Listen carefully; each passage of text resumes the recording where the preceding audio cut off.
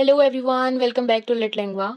मैं हूं आपकी होस्ट और आज का हमारा टॉपिक है be nobody's darling by Alice Walker. आज हम इस पोम की लाइन बाय लाइन एक्सप्लेनेशन देखेंगे, इसके इंपॉर्टेंट थीम्स देखेंगे और ऑथर बैकग्राउंड को डिस्कस करेंगे। तो चलिए स्टार्ट करते हैं एलिस वॉकर के बैकग्राउंड से। एलिस वॉकर एक अमेरिकन ऑथर थी जो कि 9 फरवरी 1944 को जॉर्जिया में पैदा हुई थी। अगर हम इनकी फैमिली बैकग्राउंड की बात करें तो ये काफ़ी पुअर और रूरल फैमिली से बिलोंग करती थी।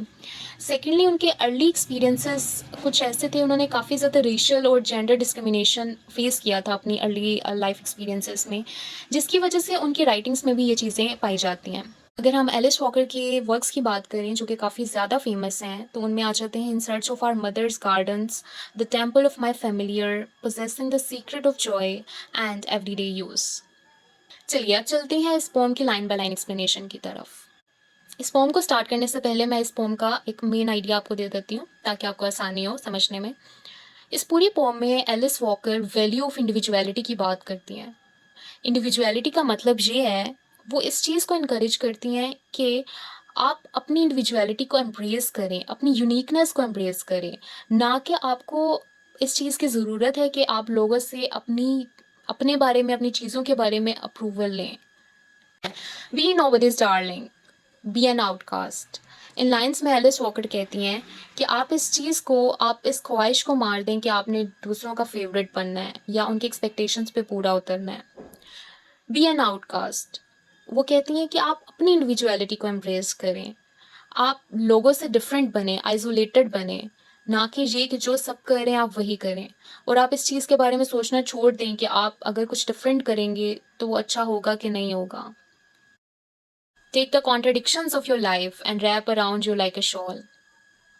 इन लाइन्स में एलिस वॉकर कहती हैं कि आपकी लाइफ में जितनी भी मुश्किलात हैं, जितने भी कॉन्फ्लिक्ट्स हैं, डिफ़िकल्टीज़ हैं, उनको एक्सेप्ट करें और एम्ब्रेस करें अपनी लाइफ में, आप अपनी पर्सनैलिटीज़ में, और उसी चीज़ को ज़रिया बनाकर अपने आप को प्रोटेक्ट करें और अपने आप को डिफ़ाइन करें। एलिस वॉकर कहती हैं कि अपनी जो भी आपकी लाइफ में कॉन्फ्लिक्ट्स हैं, उनको रैप करें लाइक अ शॉल, और उसी चीज़ को एक ज़रिया बनाकर स्ट्रॉन्ग बने और आगे बढ़ें। To parry stones to keep you warm.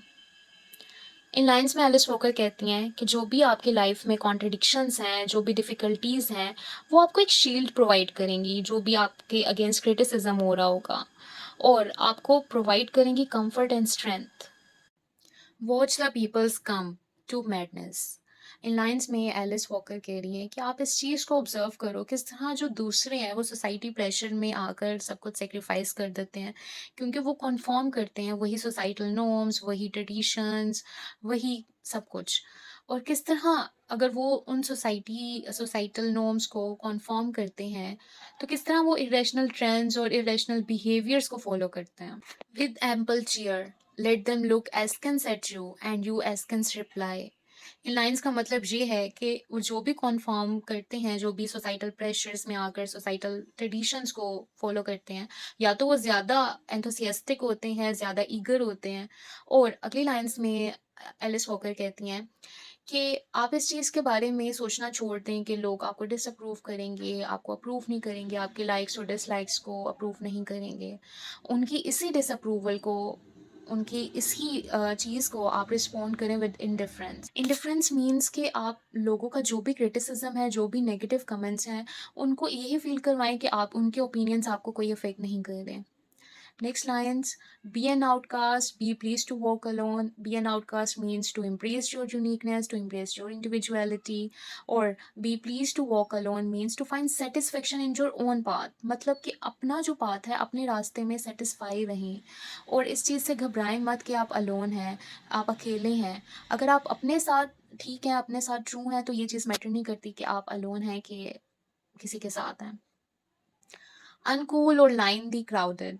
Uncool means यहाँ पर अनकूल इस चीज़ को रेफ़र कर रहे हैं कि अगर आप आउटकास्ट रहेंगे, आप लोगों को नहीं फ़ॉलो करेंगे, अकेला रास्ता जो है वो चुनेंगे, तो ये हो सकता है कि ये चीज़ आपके लिए अनकूल रहे, अनफैशनेबल रहे, ये ट्रेंडी ना हो। लेकिन अगर आप अपने साथ ठीक हैं, अगर आपको वो पाथ, वो रास्ता सही लग रहा है, तो choose that one.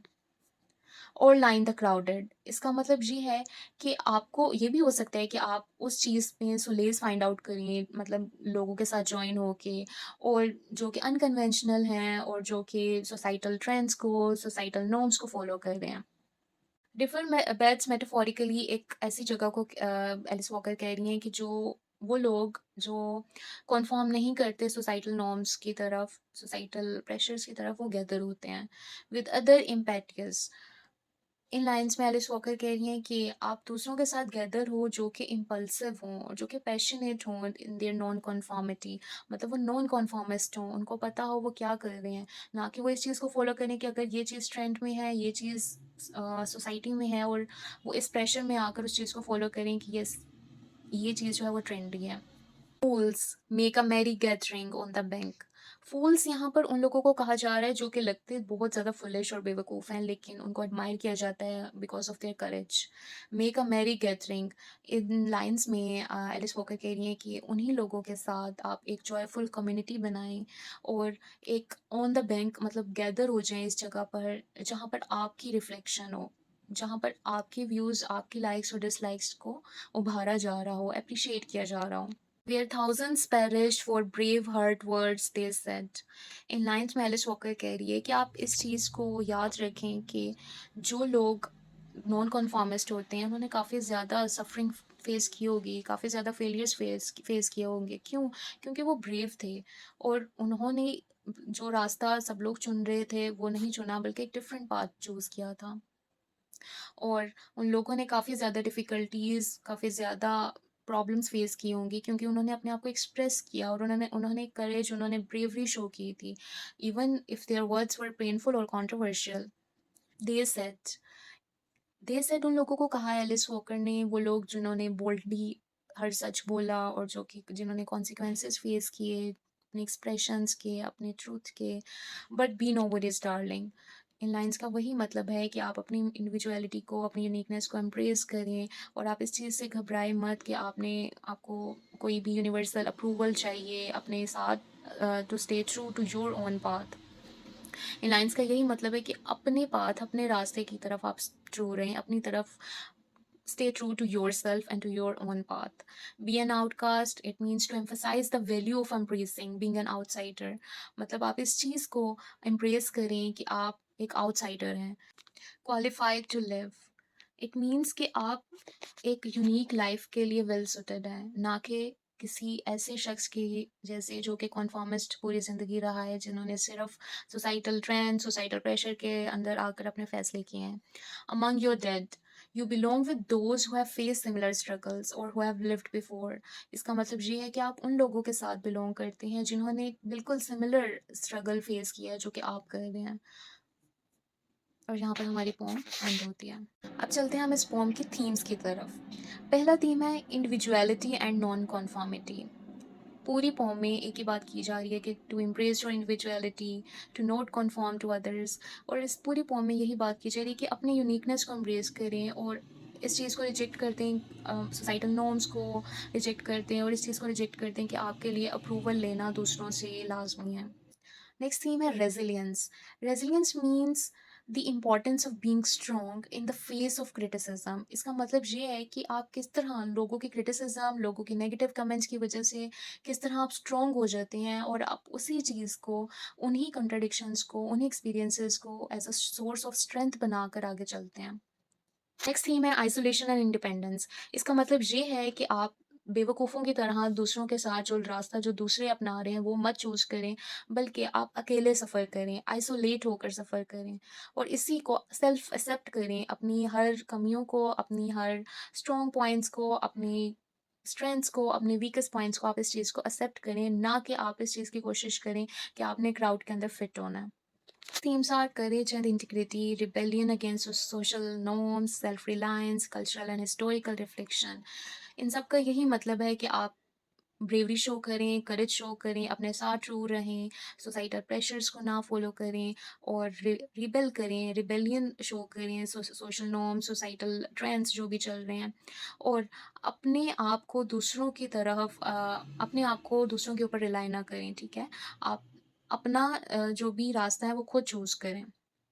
Then cultural and historical reflection means कि आप अपने बिलीव्स के लिए अपने जो भी आपके पॉइंट्स हैं, स्ट्रॉन्ग हैं, वीक हैं, उनके ऊपर आप खड़े रहें। आप अपने जो भी सैक्रिफाइसेस हैं उनको देखें, ठीक है? यही आपके लिए आगे जाकर भी फ़ायदेमंद रहेगा और आपकी पर्सनल स्ट्रगल, आपके जो भी आपने स्ट्रगल की होगी, आपने लोगों का क्रिटिसिज्म, नेगेटिव कमेंट्स जो भी बर्दाश्त किए होंगे, यही चीज़ आपके लिए बाद में स्ट्रॉन्गेस्ट पॉइंट बनेगी। So that's all from themes. I hope you like the video. Please subscribe and hit the bell icon for more videos. See you in the next video.